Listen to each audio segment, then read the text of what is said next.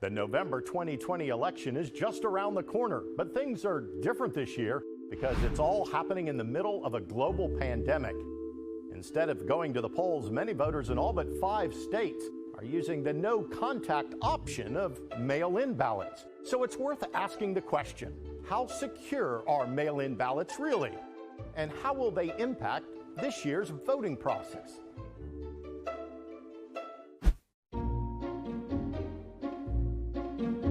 Well, the good news is many California voters have been using mail-in ballots for years, dating all the way back to 1962. With the passing of California's Voters' Choice Act in 2016, 14 counties, including San Mateo, Napa, and Santa Clara counties, began using vote-by-mail ballots. When the COVID-19 crisis hit this year, Governor Newsom mandated that all other counties in California follow the Voters' Choice Act, which requires counties to mail ballots to every registered voter. That means every registered voter in the state can expect to get a ballot mailed to them beginning October 5th. Now, if you haven't gotten that ballot, you should contact your county elections office right away. Well, the bottom line is, it isn't common. There have been more than a dozen studies on this very issue, from nonprofit organizations to academics, yes, to even government agencies. And all of them have found that vote-by-mail fraud at scale just doesn't happen. There can be mistakes, sure. Sometimes a handful of ballots are misplaced. Some people may get 2 ballots in the mail, or in one case, ballots were inadvertently thrown in the trash. But to have mail-in ballot fraud on a large enough scale to change a presidential or even a congressional election, experts say it's almost impossible. Well, a mail-in ballot, by definition, is a paper ballot and automatically has an audit trail. That means it's very secure. They can always re-examine the mail-in ballot, the paper ballot, making them more secure and accurate than some states that only use electronic ballots with no paper trail at all. There are also multiple safeguards against fraud, such as specific markings on each ballot with state-approved graphics, as well as identification specific to each county, which is scanned by a county official before it's even opened.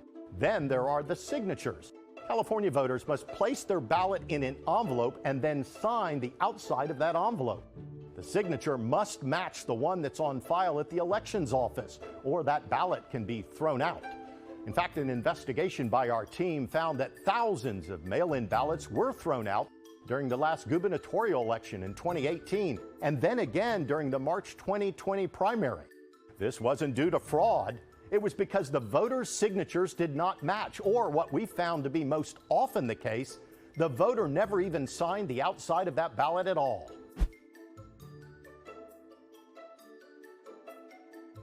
There have been recent political surveys showing that a majority of Joe Biden supporters plan to vote by mail, but do mail-in ballots actually give one political party an edge over the other?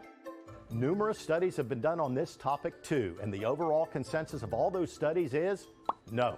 While vote by mail makes it easier for young, lower-income voters to get their vote in, which tends to help Democrats, it also makes it easier for reliably right-leaning voters who are older to cast a ballot too. In fact, a study put out by Stanford University earlier this year shows no statistically significant advantage for one political party over another using mail-in ballots.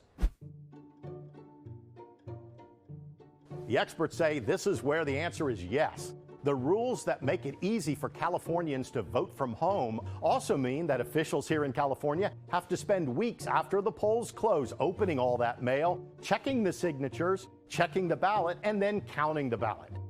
Now, finally, to ensure that your vote is counted, make sure you follow the directions on your ballot, including that important signing the back of the envelope. Here in California, in fact, no matter where you live in the U.S., you can track your ballot all the way through the voting process. If there's a problem, you can correct it as long as it's before Election Day. Just go to the hyperlink, where'smyballot.sos.ca.gov.